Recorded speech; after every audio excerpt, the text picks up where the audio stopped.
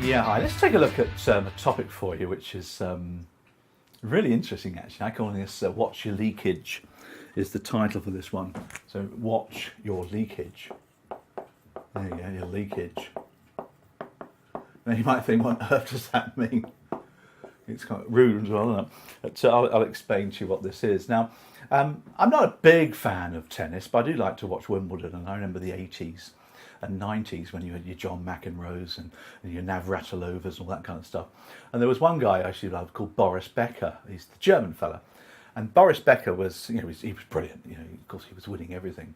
And his main rival was a guy called Andre Agassi, who was American, I think. And they kept on, playing each other in finals and all that kind of stuff, really. And Andre Agassi was very clever, and he would watch Boris Becker. And he learned to predict the way that Boris Becker was going to serve.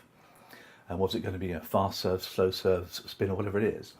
And which side he was going to serve to. Because as you appreciate, you serve, and it goes to one side of the box, or the other side of the box. And they go so quickly, you haven't got time to readjust. You've got to be able to guess which side it's going to go. And what Agassi did, and I'll draw a picture of our friend Boris. It's not a very good one, but I want to just show you how this works. There's his nose, and there's his mouth. There you go. And what happened, he had hair as well, of course. There's lots of hair. What happened is that Boris Becker would use his tongue. He would stick his tongue out to the left or the right, very subtly, just a little sort of subtle little tongue, like that. Like that. And that indicated which side he was going to serve to. So, of course, Agassi was suddenly realising that he could predict this. And every time that Becker would serve, then Agassi would return it with no problem. And he started winning.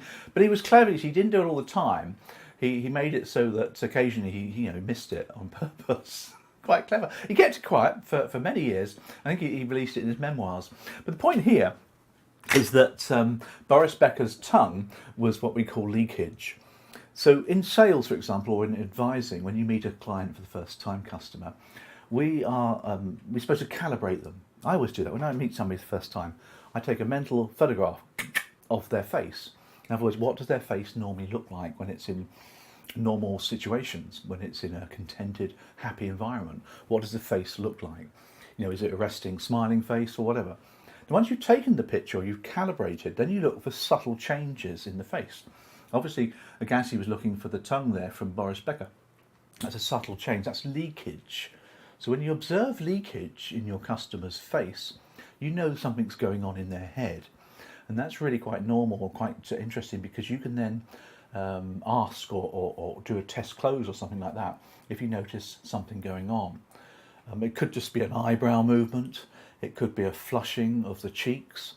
It could be sort of a movement of the mouth. It could be interest. It could be confusion.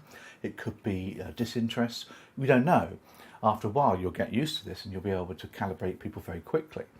And this, of course, allows you then to adjust. So if it's an eyebrow movement like that, for example, then you might, okay, Mr. Brown, we've been covering this subject quite a while now.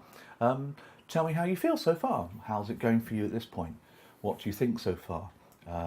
What do you see so far in how we can move forward? So do a little test close if you notice a little change in body language, because body doesn't lie. The body would never lie. Becker, of course, tongue never lied. It was always instinctive. He didn't even know he was doing it. Google it, by the way. There's pictures on the internet showing his tongue from one side to the other. And apparently it was 1999. It was on his retirement, actually, that Agassi did confess to what happened. So he got this going for sort of 10, 15 years. Clever fella, isn't it? So remember, watch out for leakage and calibrate your customer when you meet them. Get good with peripheral vision. Peripheral vision is where you look around rather than just foveal, where you look right at the person's eyes. Foveal vision is quite dangerous, really, because it's quite aggressive. Foveal, like that, where you're staring right in the eye. So learn to look at the whole client's pictures, face, body as well, of course. That can give you leakage. So learn to use your peripheral vision to look around you as much as possible, and calibrate the face, look for leakage. Helps you with selling. Hope it's been useful. Bye.